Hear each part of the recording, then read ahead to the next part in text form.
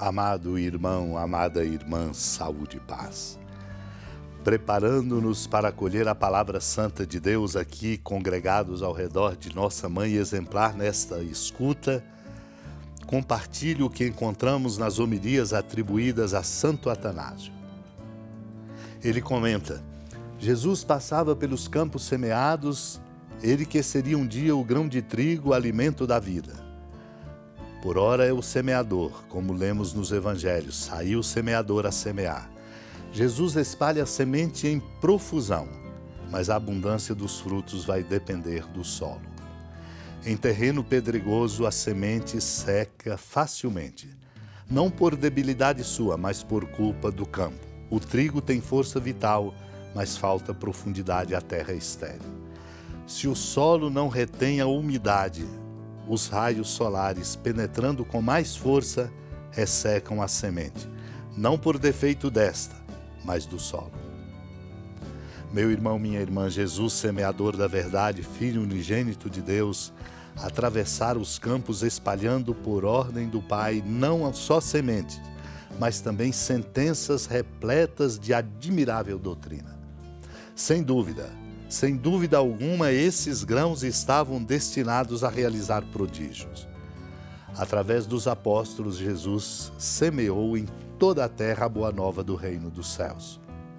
Quem ouve o anúncio conserva-o no coração até que germine. Para isso, frequenta assiduamente a igreja.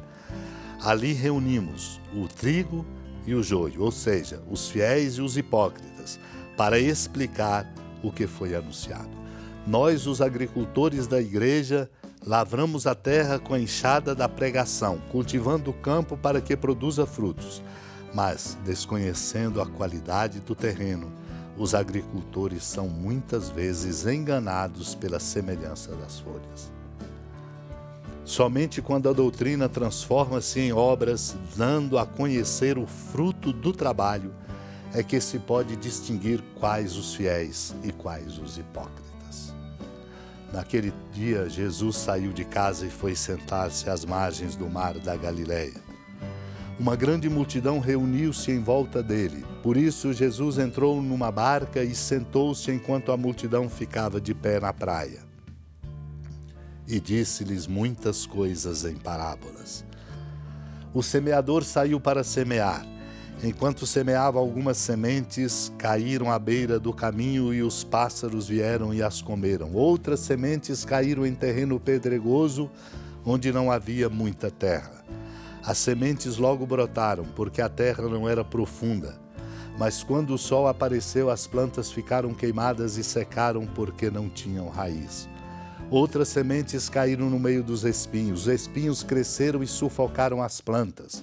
Outras sementes, porém, caíram em terra boa e produziram a base de 100, de 60 e de 30 frutos por semente. Quem tem ouvidos, ouça. Amado e amada de Deus, esta interpelação nós precisamos acolher. Acolher esta interpelação para avaliarmos que tipo de solo somos nós. Qual é a qualidade do terreno da nossa interioridade, para colhermos as sementes que o Senhor semeia em nós pela força de sua santa palavra. Por isso, ali sentado às margens do mar da Galileia e uma multidão grande em volta dele, o Senhor a interpela para dizer o quanto é importante cada um de nós não apenas olhar para fora, mas olhar para dentro. Não olhar para dentro para ser intimista, egoísta, mesquinho, mas olhar para dentro para trabalhar a qualidade do tecido da sua interioridade. E ali naquela barca, sentado diante da multidão, de pé na praia, ele então, contando muitas coisas, disse-lhes uma importante parábola. A parábola do semeador que saiu para semear. E enquanto semeava, tendo sementes caíram à beira do caminho, pássaros vieram e comeram. Para dizer exatamente da semeadura, quanto ela é importante e, sobretudo, uma semeadura que possa colocar no terreno, bem no fundo, para que não comam os pássaros as sementes semeadas. No entanto, ele fala também de um terreno pedregoso, para nos interpelar a respeito da qualidade do terreno nosso interior, talvez cheio de muitas pedras, impedindo que as sementes brotem, porque a terra não era profunda. Também as plantas que ficaram queimadas e secaram, porque não tinham raiz, para mostrar o quanto o nosso terreno é importante para enraizar a força bonita da palavra de Deus e produzir frutos. Também os espinheiros que existem dentro de nós, com nossos desgostos, com nossas insatisfações, com nossa incapacidade de ver o bem que o outro faz. Ele ainda fala de outras sementes que caíram em terra boa e produziram à base de 100, de 60 e de 30 frutos por um. O Senhor mostra que nós temos que trabalhar para sermos terra boa. É apropriada a indicação que nos vem do livro da imitação de Cristo, quando diz: volta ao teu Senhor de todo o teu coração e deixa este mundo miserável e tua alma encontrará repouso. Pois o reino de Deus é paz e alegria no Espírito Santo. Cristo virá a nós, trazendo-nos sua consolação, se nós no íntimo prepararmos para Ele uma morada. Por isso nosso terreno é importante. Cuidemos dele, para que a semeadura da palavra de Deus em nós produza muitos frutos. Supliquemos esta graça.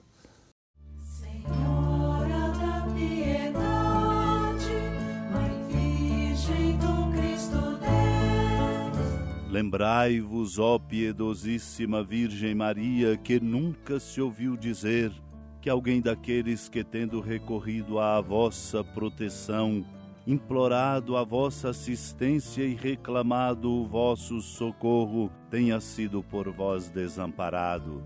Animado com igual confiança, a vós recorro, ó Virgem das Virgens, e gemendo sob o peso dos meus pecados, me prostro a vossos pés.